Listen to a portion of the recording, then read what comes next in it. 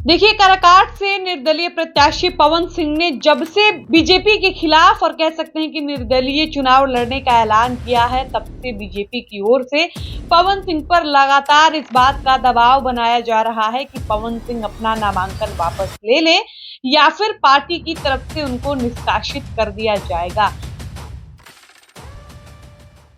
कहने का मतलब यह है कि बीजेपी ये नहीं चाहती है कि पवन सिंह बीजेपी के कैंडिडेट या हम कह सकते हैं कि एनडीए के जो प्रत्याशी हैं उपेंद्र कुशवाहा उनके खिलाफ चुनाव लड़े।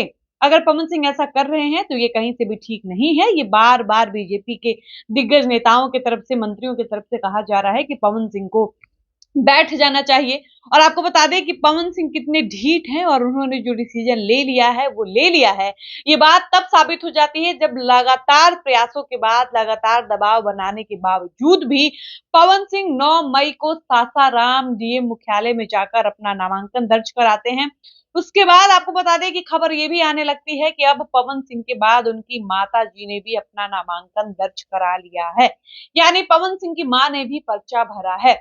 आपको बता दें कि बीजेपी प्रत्याशी आरके सिंह ने पवन सिंह को लेकर मीडिया में खुलकर एक बयान दिया था कि पवन बैठ जाएं या फिर उनको पार्टी की तरफ से निष्कासित कर दिया जाएगा, क्योंकि ये कहीं से भी ठीक नहीं है कि आप पार्टी में रहकर निर्दलीय प्रत्याशी के तौर पर काराकाट से चुनाव लड़ रहे हैं, वो भी एनडीए प्रत्याशी उपेंद्र कुशवाहा के खिलाफ। आरके सिंह ने खुलकर कहा था कि अगर आप निर्दलीय प्रत्याशी के तौर पर अपनी दावेदारी पेश कर रहे हैं, इसका मतलब साफ ये है कि आप एनडीए के प्रत्याशी के अगेंस्ट में खड़े हैं। इट मींस कि आप मेरे विरोधी हुए, आप मेरे कह सकते हैं कि प्रतिद्वंदी हुए।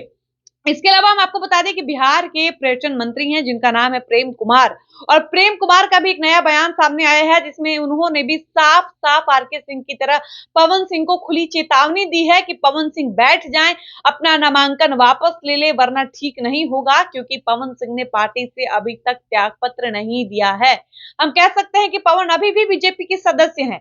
ऐसे में बीजेपी नेताओं को, मंत्रियों को एक बात हजम नहीं हो रही कि जब पवन सिंह निर्दलीय चुनाव लड़ रहे हैं तो इसका साफ मतलब यह है कि वो पार्टी के खिलाफ हैं, और पार्टी के अगर खिलाफ हैं तो वो पार्टी के लिए अच्छा कभी नहीं सोच सकते। ऐसे में पवन सिंह पर लगातार दबाव बनाया जा रहा है कि पवन सिंह नामांकन वापस ले ले, बैठ जाएं, चुनाव ना लड़े।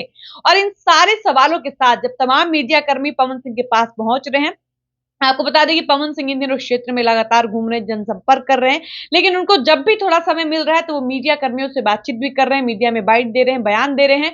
और बयान देने के क्रम में ही पवन सिंह से एक सवाल किया गया कि प्रेम कुमार जो है वो आपको लेकर टिप्पणी किए हैं और वो कह रहे हैं कि पवन सिंह नामांकन वापस ले ले, बैठ जाए। इस पर पवन सिंह ने जवाब देते हुए कहा कि देखिए, मैंने प्रेम कुमार की जो बातें हैं वो मैंने सुनी तो नहीं है, लेकिन मेरे एक साथी ने, मेरे एक समर्थक ने बताया कि बिहार के पर्यटन मंत्री प्रेम कुमार इस तरीके के लेकर टिप्पणी आपके लिए कर रहे हैं। तो पवन सिंह का जवाब साफ तौर पर इस बात पर यह था कि मैं कोई क्रिमिनल नहीं हूं, मैं कोई अपराधी नहीं हूं, और मैं चुनाव लड़कर, निर्दलीय चुनाव लड़कर कोई अपराध नहीं कर रहा हूं। ये मेरा व्यक्तिगत निर्णय है और मैं लोकतंत्र जैसे देश में रहता हूं। पवन सिंह के कहने का मतलब ये था कि भारत एक लोकतांत्रिक देश है और यहाँ हर व्यक्ति को अपने मन से खाने पीने, जीने घूमने की आजादी है। ऐसे में अगर हम चुनाव लड़ भी रहे हैं तो मेरे ऊपर किसी प्रकार का कोई दबाव बनाने का मतलब नहीं है, क्योंकि हम सिर्फ चुनाव लड़ रहे हैं।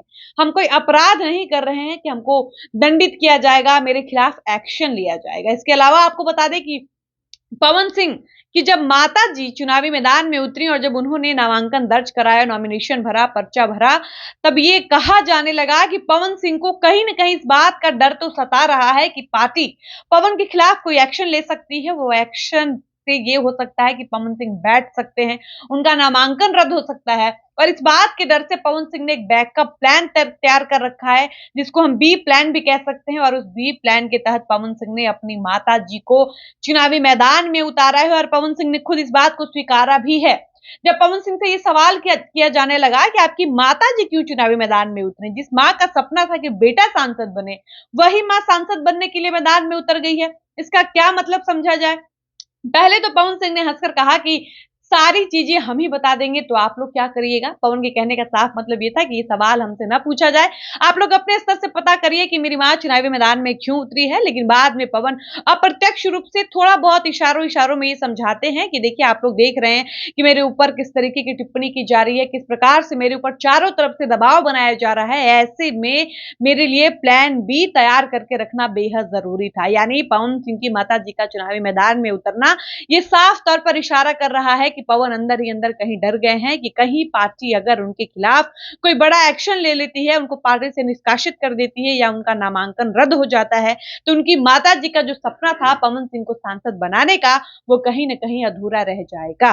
इस पर आपकी क्या राय है? आप अपनी राय बताइएगा। वीडियो को समाप्त करते हैं, मिलते हैं नए वीडियो में। आप देख रहे थे सच टॉक्स और मैं थी आपके साथ डॉली पांडे।